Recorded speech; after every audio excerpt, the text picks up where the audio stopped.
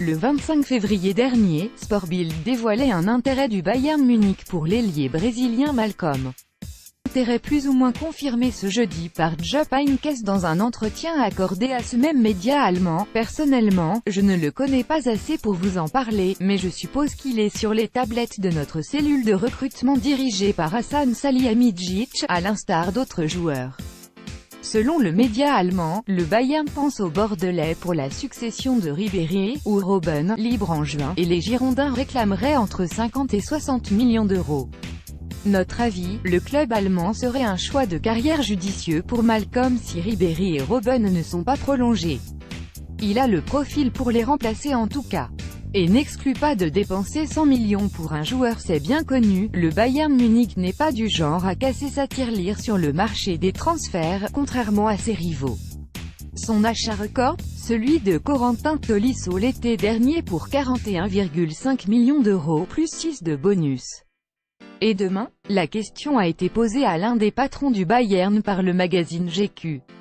Réponse de Karl-Heinz Rummenigge, un transfert supérieur à 100 millions?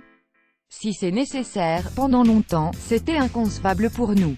Aujourd'hui, on est amené à prendre ce genre de décision, à l'analyser, à l'évaluer.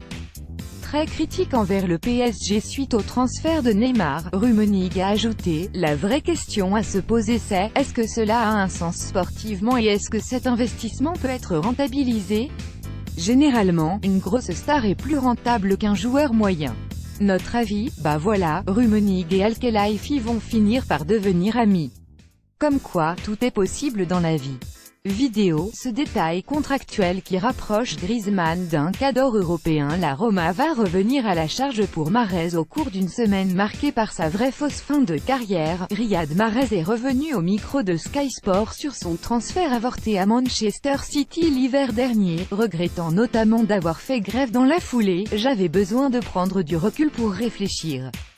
Je le regrette aujourd'hui, mais à l'époque je pensais que c'était la meilleure chose à faire, c'est justifier l'Algérien.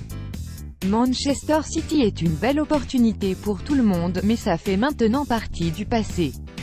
Dans le même temps, le Corriere dello Sport révèle que l'AS Roma compte revenir à la charge pour Mahrez après avoir déjà été proche de l'enrôler l'été dernier. À l'époque, les exigences des Foxes, qui réclamaient plus de 45 millions d'euros, avaient fait capoter l'opération. Notre avis, on serait très surpris que Leicester City bloque encore Mahrez cet été. Peu de chance toutefois que la Roma ait les moyens économiques de lutter avec les clubs anglais dans ce dossier. Reina à Milan, Donnarumma sur le départ, Pepe Reina à l'AC Milan, ça brûle. Selon plusieurs médias italiens, dont Sky Italia et la Gazzetta dello Sport, le club lombard a trouvé un accord avec le Garn espagnol sur les bases d'un contrat de 2 ans, avec une 3e année en option, et un salaire annuel de 3 millions, plus des bonus. En fin de contrat au 30 juin avec Naples, Reina devrait passer sa visite médicale avec le Milan la semaine prochaine selon la radio napolitaine CRC. Notre avis, recruter le Garn de l'actuel leader de la série A sans dépenser le moindre euro, c'est fort. Reste à savoir maintenant si Reina viendra pour jouer les doublures de Gianluigi Donnarumma ou pour le remplacer. Pepe Reina, Naples, Getty Images. La Première Ligue s'arrache Koulibaly, titulaire indiscutable du Napoli lui aussi. Kalidou Koulibaly est sous contrat jusqu'en 2021 avec le club italien. Selon le Daily Mirror, 3 gros clubs de Première Ligue s'intéressent à lui en vue du prochain mercato, Arsenal, Chelsea et surtout Manchester United.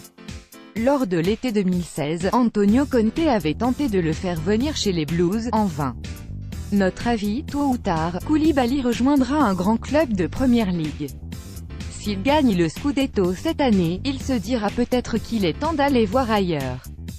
Direction Newcastle pour Casillas, revenu dans les petits papiers de Sergio Conceição ces dernières semaines, après avoir été envoyé sur le banc plusieurs mois. Iker Casillas a réalisé un grand match contre Liverpool mardi, 0-0, et a même été ovationné par Anfield. S'agissait-il de son 171e et dernier match en Ligue des Champions? Peut-être, puisque Iker arrive en fin de contrat au 30 juin à Porto.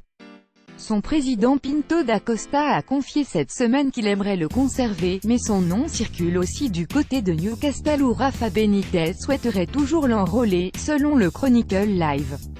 Notre avis, malgré ses 36 ans, Casillas a prouvé qu'il avait encore le niveau Ligue des Champions. La question est de savoir s'il souhaite encore la jouer ou s'offrir un dernier gros contrat.